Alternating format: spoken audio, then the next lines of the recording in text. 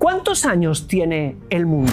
Si le preguntas a un científico te dirá que tiene 13.700 millones de años. Y si le preguntas a un rabino o a un líder religioso, te dirá que estamos algo así como en el año 5.786 desde la creación del mundo. Es más o menos la fecha que uno puede intuir dentro de la Biblia. Y ahí mismo la conversación explota. El ateo se ríe y dice 5.700 años, hay dinosaurios más viejos, hay animales, hay incluso culturas donde podemos citar más que eso. Y el religioso se cierra y dice la ciencia es pura especulación. ¿Y si te dijera que los dos pueden tener razón a la vez? ¿Y si te dijera que hace 700 años, siglos antes de Einstein, de la teoría del Big Bang y de todo lo que sabemos hoy, un cabalista llamado Rabbi Yitzhak de Akko hizo un cálculo basado en la Torá y le dio 15.340 millones de años como la edad del universo? Un número casi idéntico o parecido, ¿sí?, a esas escalas al que la ciencia moderna descubrió recién en el siglo XX. Y hay más. La Torá no solo habla del pasado del mundo, también habla del futuro. Dice que este mundo, tal como lo conoces, tiene fecha, 6.000 años. Y después, algo que casi nadie se atreve o se anima a explicar. Hoy vamos a responder a 3 preguntas principales. ¿Cuántos años tiene realmente el mundo? ¿Por qué la Torá insiste en contar solo 6.000 años? ¿Y qué va a pasar cuando estos 6.000 se terminen? Prepárate porque la Kabbalah dice sobre esto algo diferente a las religiones y que creo que no te imaginas. Para que este video sea más fácil, lo he dividido en 5 partes principales. Número 1. ¿De dónde viene la idea de 6.000 años del mundo y 1.000 años extras de el año 7.000, el milenio? Sí, depende de cada tradición. Número 2. ¿Puede convivir esta idea con la ciencia? ¿Puede tener el mundo también 6.000 años y también 13.700 años? Número 3. Vamos a hablar de si la Biblia ya tiene en ella indicios de que el mundo existió antes del Génesis. Número 4.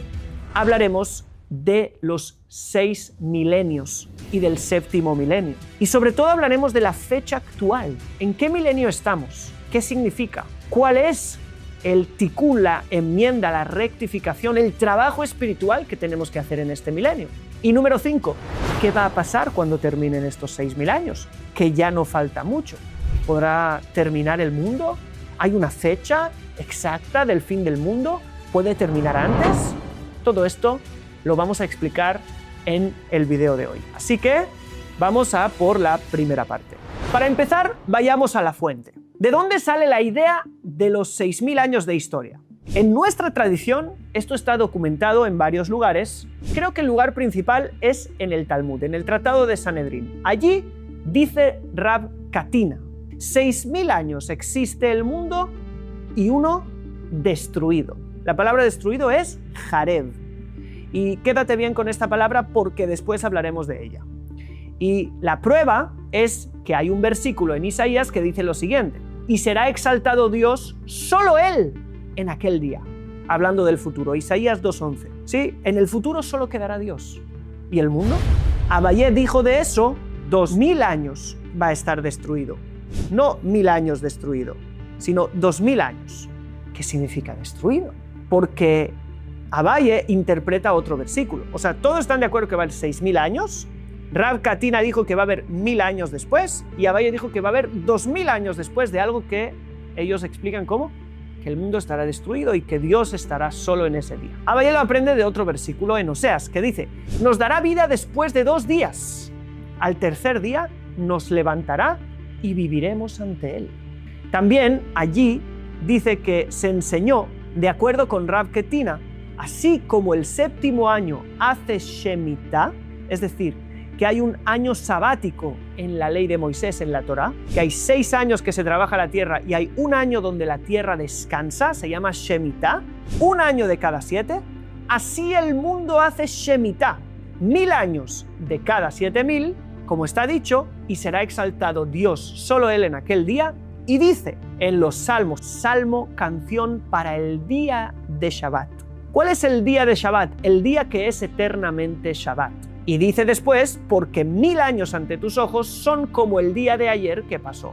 Así que igual que hay un día que es igual a 1000, habrá un día de Shabbat, es decir, un año o un día de 1000 años sabático. Así que 1000 años de Shabbat, 1000 años sabáticos, 1000 años de descanso. 6000 años de historia son como la semana, se trabaja, se está en este mundo, y después hay 1000 años como de Shabbat, de descanso, de recompensa. Y termina diciendo allí el texto: enseñó la escuela del profeta Elías. 6000 años existe el mundo. 2000 de Tohu, son los primeros 2000 años de caos. 2000 de Torah y 2000 del Mesías. Los 6000 años de historia se deberían haber dividido de la siguiente manera: 2000 de caos, 2000 de Torah y 2000 del Mesías. Pero por nuestros pecados que se multiplicaron, salieron de ellos los que salieron. Es decir, estos 2000 años de Mesías, pues no ha habido Mesías y aún estamos aquí esperando. Detengámonos en esta cita, porque ahí está todo el vídeo en miniatura. Primero, la ecuación fundamental. Un día de Dios son 1000 años del hombre. 1000 años ante tus ojos son como el día de ayer. Los 7 días de la creación son el plano. No es que Dios le tardó 7 días crear el mundo. Te están explicando el plano de la historia. Son los 7 milenios. 6 días de trabajo y un Shabbat. 6 milenios de historia, un milenio de Shabbat cósmico. Guárdate esta ecuación porque más adelante hablaremos de ello. Segundo, la comparación con la Shemitah, el séptimo milenio, no es casual, sino que se está hablando del descanso del mundo. Exacto como la tierra tiene que descansar de ser labrada, el mundo también tiene un ritmo de trabajo y también una liberación de ese trabajo. Y tercero, las 3 eras de 2000 años. 2000 años de Tohu, caos, vacío, desde Adán hasta Abraham, que a sus 52 empezó a difundir el monoteísmo. El mundo estaba desierto, digamos, el mundo estaba en caos. 2000 años de Torah, desde Abraham, pasando por el Sinaí, hasta el apogeo de la transmisión. Y 2000 años de Mashiach, ¿sí? Del año 4000 al 6000, que según la tradición judía es la era en la que el Mashiach, el Mesías, puede llegar en cualquier momento. Y fíjate en la fase final, porque es la más interesante, que dice que estos 2000 años potencialmente ya podría haber habido un final feliz. Y hablando del plan del mundo y de la Kabbalah, quiero hacer un pequeño paréntesis. Y es el siguiente. Es posible que el mundo tenga un plan, pero ¿y tu vida? ¿Tiene un plan? Toda vida necesita un propósito. El propósito es lo que le da sentido a la vida. Pero saber el propósito, vivirlo, no es tan sencillo. Se necesitan herramientas. Se necesita, número 1, elevar la conciencia. Número 2, eliminar bloqueos que nos están dominando de forma subconsciente. Y número 3, herramientas de conexión con Dios, que podamos conectar con Él todos los días. Estas 3 cosas que llevan al propósito son las que estoy enseñando en Mentoría Co-Creadores, un espacio donde todos los domingos en directo hablaremos de Kabbalah y de conciencia de una forma mucho más profunda y cercana. Todos los jueves con mi esposa Sara tendrás un espacio para tener herramientas de eliminación de bloqueos internos, cosas que te están frenando a hacer lo que sabes que tienes que hacer, y vas a tener todo lo que necesitas para tener una vida de conexión, meditaciones, oración y muchas herramientas más. Si quieres estar allí, en el primer comentario de este video que tienes fijado, te dejo un link de acceso, un formulario que vas a rellenar, mi equipo lo va a leer y si ven que Mentoría es un espacio para ti, te van a contactar para darte el acceso.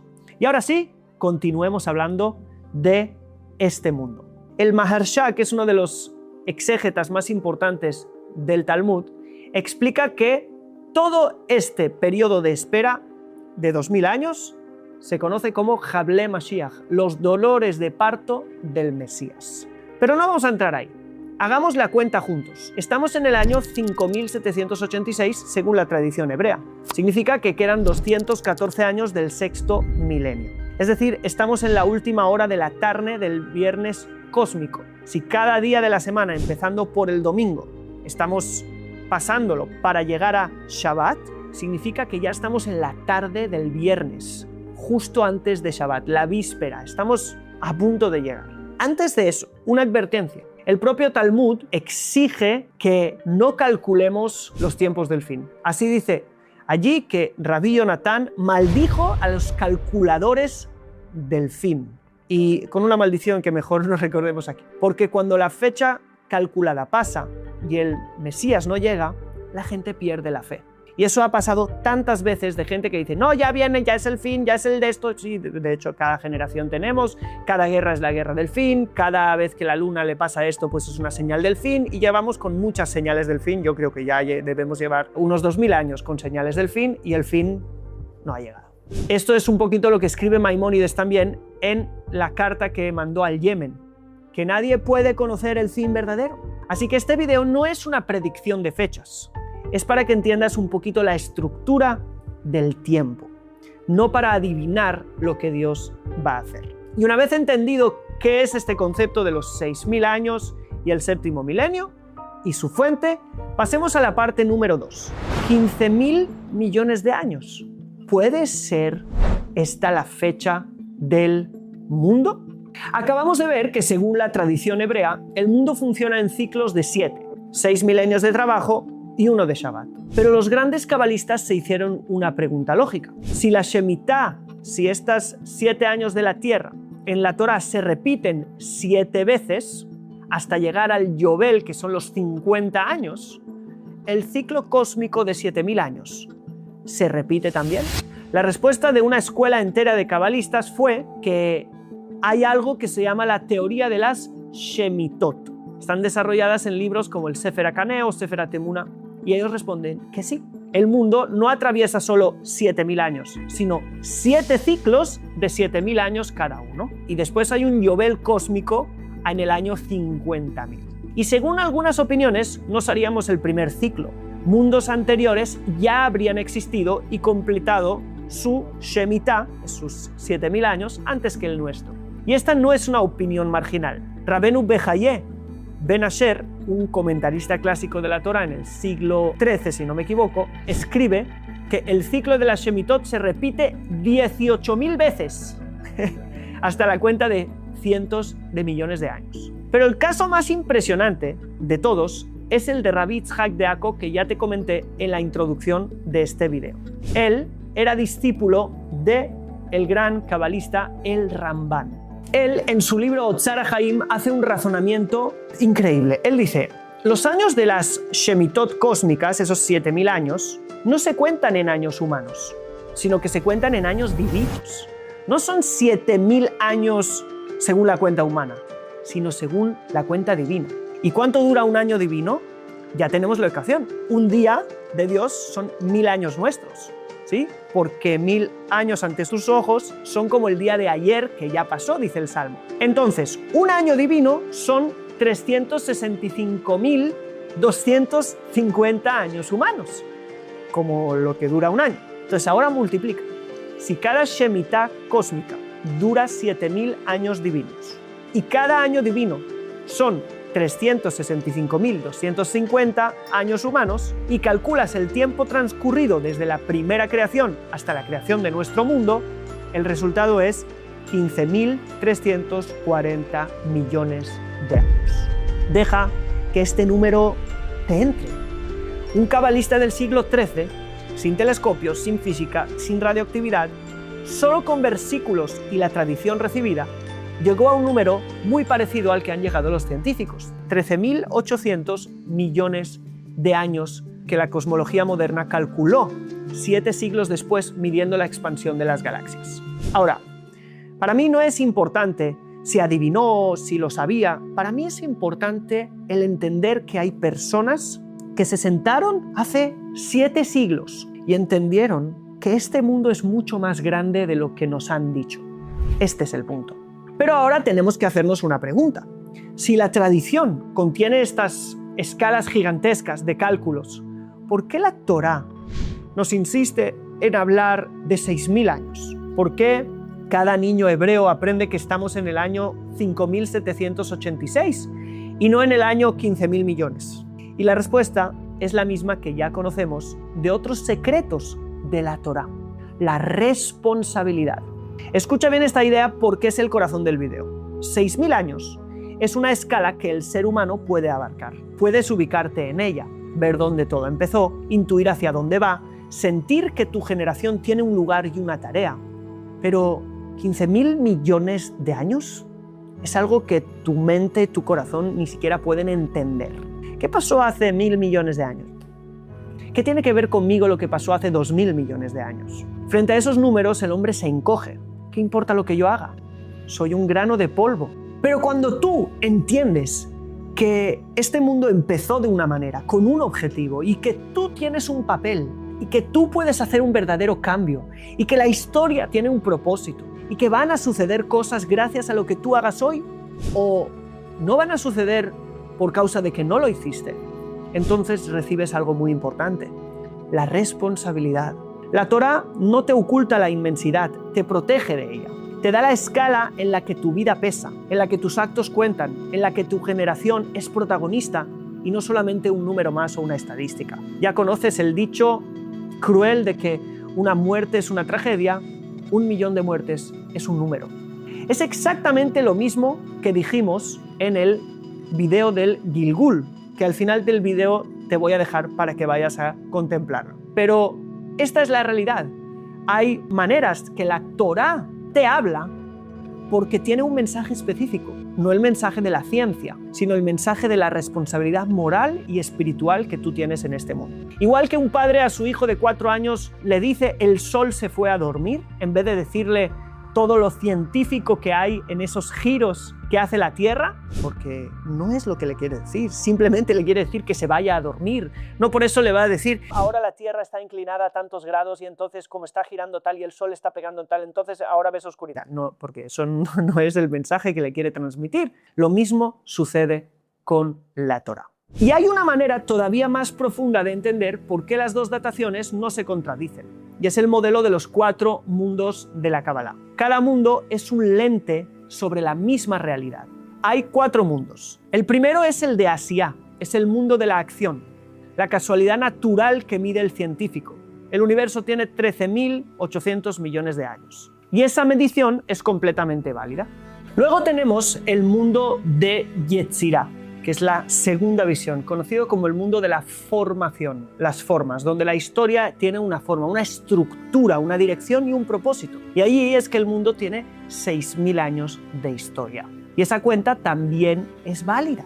Luego tenemos el mundo de Beriah, que es la creación desde la nada. El mundo está siendo creado ahora mismo en este instante y en cada instante. Por lo tanto, el mundo no tiene ni un segundo. Cada segundo es una nueva creación. Así que el tiempo allí es una ilusión. Y luego tenemos el más grande de los mundos, el mundo de Atzilut, que es emanación. Y se llama emanación porque allí el mundo sigue conectado con Dios, nunca salió de Dios. Está anulado en su fuente y en cierto sentido nunca fue creado. Y las 4 percepciones conviven a la vez. El mundo puede tener 13.700 millones de años, el mundo puede tener 5.700, el mundo puede tener un segundo, cada segundo puede ser una nueva creación y el mundo puede casi no existir. ¿Te suena imposible? ¿Sí? ¿Que el tiempo dependa del punto de vista? Creo, no soy experto, si alguien me corrige en comentarios, pues lo aceptaré, pero lo que entiendo es que el tiempo no es absoluto, depende de la velocidad del observador. A velocidades normales, ves el mundo de Asia, acercándote a la velocidad de la luz, los milenios se comprimen. 1000 años como el día de ayer. A la velocidad de la luz, todo sucede simultáneamente. La escala de tiempos que la Kabbalah describió hace siglos, puede ser que la física lo confirmó en el 1905. La ciencia y la fe no tienen por qué contradecirse. Puede ser que estén usando lentes distintas para una misma realidad. Vámonos a la parte número 3. Pruebas bíblicas de que el mundo probablemente ya existía. Todo esto suena muy bien como teoría cabalística de la tradición, pero ahora vamos a intentar mostrar algo más fuerte. La propia Torá, en su texto revelado, ya nos deja insinuaciones de que habría algo antes que Adán, el primer hombre. Las pistas están a plena vista. En la historia que todos conocemos, Caín y Abel.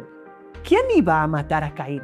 Cuando Caín mata a Abel, Dios lo condena a vagar por la tierra. Y Caín responde algo desconcertante. Mi pecado es demasiado grande para soportarlo. ¿Y será que cualquiera que me encuentre me matará? ¿Quién te va a encontrar cualquiera. ¿Quién estaba allí antes? Según la lectura simple, en el mundo solo había en ese momento 3 personas: Adán, Jabá, el propio Caín y Abel, que estaba muerto. Entonces, ¿de quién tiene miedo Caín? ¿A quién le pide Dios que no toque a Caín y por qué le pone la famosa señal? Pero podemos preguntarnos otra cosa. ¿De dónde salió la esposa de Caín? Porque después, en el siguiente versículo dice: y conoció Caín a su mujer y ella concibió. Génesis 4:17. ¿Qué mujer? La Torá no registra el nacimiento de ninguna otra hija hasta ese momento. Así que, ¿de dónde salió? La tercera pista. Caín construye una ciudad. El mismo versículo dice: y estaba construyendo una ciudad. ¿Una ciudad para quién? Una ciudad es, por definición, un lugar para mucha gente. ¿Qué sentido tiene construir una ciudad en un mundo de 4 habitantes? Los comentaristas clásicos dan cada uno sus respuestas dentro de la lectura tradicional: que Adán y Jabá tuvieron hijos e hijas no registrados y que Caín tenía a los animales, que era de los que tenía miedo. Pero, ¿y si pudiéramos decir otra cosa?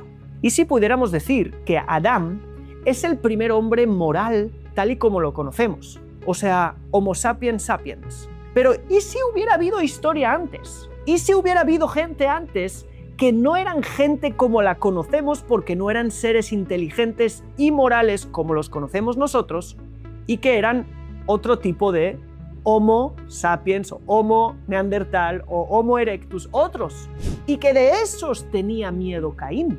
Y aquí tendríamos un indicio de que el mundo existía antes y que la ciencia no se está equivocando. El Midrash dice que Dios construía mundos y los destruía. Eso es algo que ya sabemos. Y el Talmud habla de 974 generaciones que existieron antes de Adán. Tatkad Dorot. Y habla de que eran personas muy poco morales, con instintos muy animales. Según la teoría de las Shemitot que hemos hablado antes, que los 7000 años no son los primeros 7000 años cósmicos, sino que ya hubo, y según la teoría científica, todo esto cuadra. Y podríamos explicar, según esto, muchas cosas sobre Caín y Abel. Podríamos decir que Adán, el primer hombre, es el primer hombre a quien Dios le insufló Neshama, alma. Alma significa la capacidad de reflexionar y de tener libre albedrío y de ser un ser moral. Sin embargo, seres humanos de alguna manera, no como estos, ya existían. Solo que ahora entramos en un nuevo plano de la humanidad. Y ese sería el principio del cual la Biblia nos está hablando. Así que 5786 no es la edad del universo ni la edad de los cuerpos. Es la edad de la humanidad con Neshama, que es realmente lo que la Torá le da importancia, porque la Torá tiene un mensaje de responsabilidad, de elección, de moral, de espiritualidad, y eso solo se puede lograr con ese principio de Neshama. Y ahora todo puede encajar. El universo físico puede tener miles de millones de años. La humanidad pudo haber existido antes de alguna otra forma o manera, y que la tradición empiece a hablar de algo que es relevante para nosotros a nivel moral y espiritual. Y habiendo entendido eso, entendamos cuáles son los 6000 años según la Cábala. Porque, como sabes, hay 7 días de la creación del mundo, que hemos dicho que corresponden a 7000 años de historia, 6000 y un milenio, y las Sefirot inferiores, que son las Sefirot reveladas, también son 7. Y los sabios dijeron que cada uno de los días de la creación corresponde a una Sefirá. Cada milenio corresponde a una dimensión espiritual, que esa sería su tikkun y su enmienda y su trabajo espiritual que debemos hacer en ese milenio. Y te lo voy a explicar milenio por milenio hasta entender nuestra existencia en este tiempo. En el primer milenio tenemos el Gesed, que es la bondad. El mundo recién creado no tenía ningún mérito propio. La Torá no existía, no había preceptos, ni se podía cumplir o no la voluntad de Dios. ¿Cómo subsistía? Por puro Gesed, por pura bondad. Dios quiso crearlo. Dios quiso mantenerlo. Y eso es gracia. Y eso corresponde al primer milenio. El segundo milenio es diferente, porque la segunda de las Sefirot es Geburá, que es el rigor, el juicio. Ahí viene el diluvio, la dispersión de Babel. Dios como Gibor, como juez, contrajo su flujo de bondad. El Shefa ya no se regala y se empieza a restringir. Se empieza a exigir de las vidas humanas a comportarse de maneras específicas.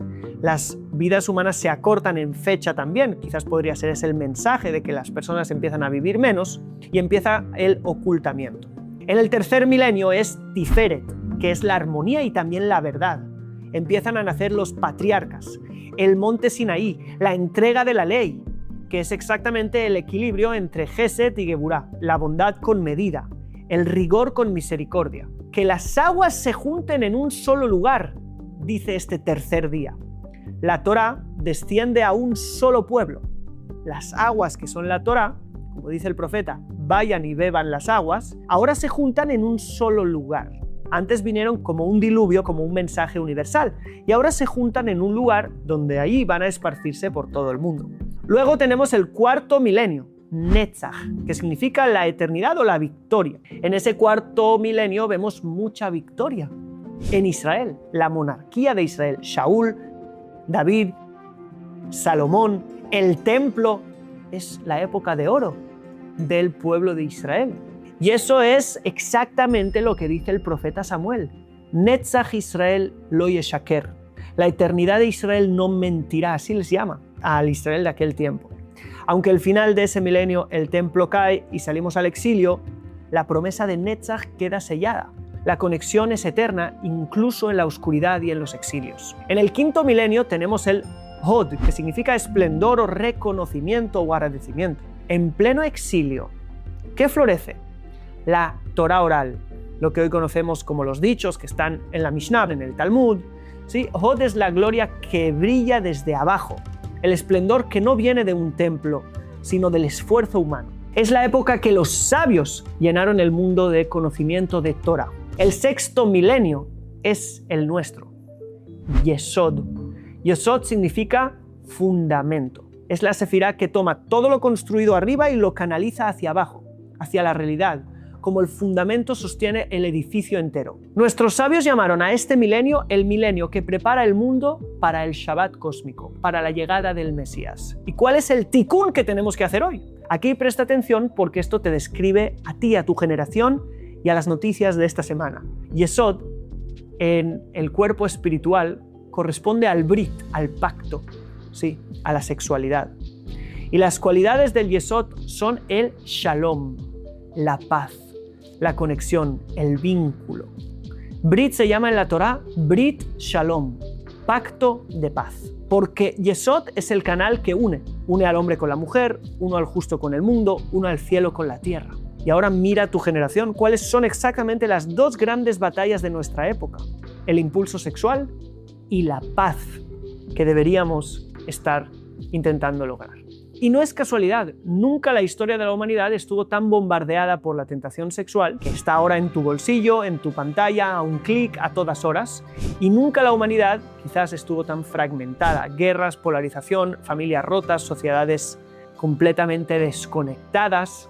Creo que esto no es azar, sino que es el examen, es la prueba de Yesod, el milenio en el cual nos encontramos. Así que, si quieres dos cosas por las cuales trabajar y tener éxito en nuestro tiempo y saber la misión que tenemos como sociedades, como humanidad: 1, la pureza del deseo, sobre todo el sexual, y 2, la construcción de la paz y los puentes de unión. Por eso la Kabbalah enseña que las almas de este último tramo del sexto milenio son almas que vienen específicamente a rectificar estos dos impulsos. Así que, a trabajar.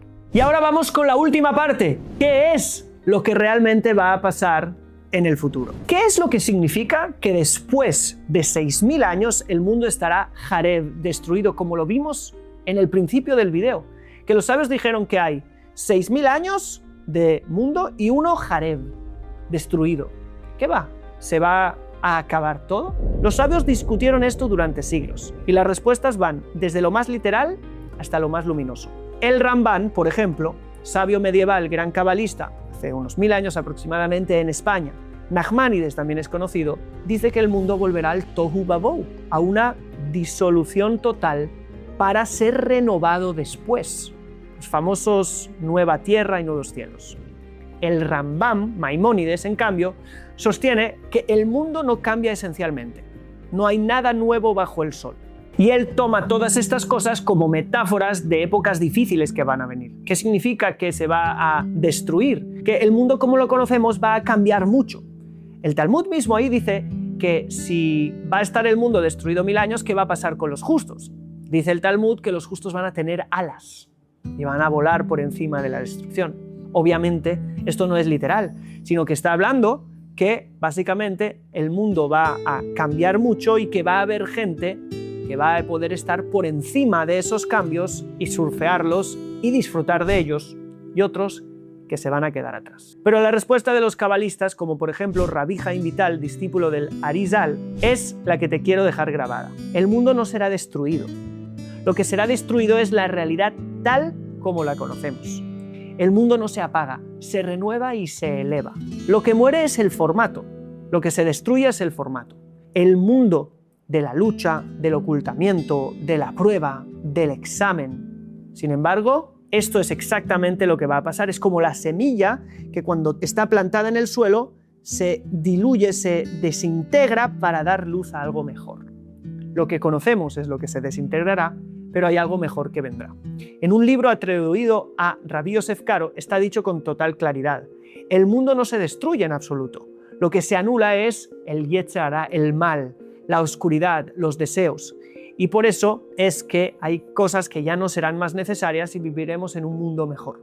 Una opinión bonita es también la de Rabbi Yitzhak Aramá, que toma el término Jareb otra vez como metáfora y dice que los 6000 primeros años el ser humano dejará lo espiritual un poquito a un lado y se ocupará principalmente en lo material, mientras que en el 7º milenio el ser humano dejará lo material, Jareb, es decir, destruido o abandonado, y se ocupará sobre todo de lo espiritual. No es que el mundo se destruya, ¿sí? Es que ya nadie le prestará tanta atención porque habrá otra cosa a la que le prestaremos mucho más atención. Y hay otra cosa interesante. ¿Qué pasa después del 7º milenio? De esos 1000 años de paz, de plenitud, de Shabbat. Y aquí viene algo que nadie enseña, y es que los grandes sabios de la Kabbalah dijeron que el mundo fue creado 7 días, pero que el 7º día está repetidas 3 veces, el día 7º, el día 7º y el día 7º. Y completó Dios en el día 7º, y descansó en el día 7º, y bendijo Dios el día 7º. 3 menciones, porque dentro del 7º milenio hay otros 3 ocultos, el 8º, el 9º y el 10º, que son como niveles de elevación en el cual el mundo se va a ir elevando más y más y más. Lo que va a ir cambiando, según los sabios de la Kabbalah, es que el mundo se va a ir elevando más y conectándose cada vez más a Dios hasta que volvamos a Él, que es la fuente de la cual salimos un día en la creación. En el libro Brit Menuja esto se resume de la siguiente manera. En el 7º milenio lo que se dejará atrás es la maldad y quedará la sabiduría y la rectitud. Y desde allí el mundo se elevará más y más. Y hay algo muy importante que confirma lo que estamos diciendo, que el 7º milenio no será solo 1000 años, sino que durará más, como eternamente. Y es que todos los días de la creación del Génesis terminan con y fue tarde y fue mañana día 1, y fue tarde y fue mañana día 2, y fue tarde y fue mañana día 3. Pero del día 7º no está escrito y fue tarde y fue mañana día 7. Parece que ese día no termina. Y es como una insinuación en el texto bíblico de la eternidad que nace con el entrar en aquel día. ¿Y qué pasa si llegamos al año 6000 y no ha pasado nada? Esto le preguntaron a un gran cabalista llamado Rabbi Salman Muzafi y le dijeron: ¿qué haremos si el día 29 del mes de Elul, el último año, del año 6000, ocurre y el Mesías todavía no vino? Y con esto termino. Él respondió: también entonces no perderán la fe. Irán, se pondrán ropas de fiesta y entrarán a las sinagogas y dirán: aunque los sabios dijeron que el mundo dura 6000 años, nosotros haremos lo que nos corresponde hacer.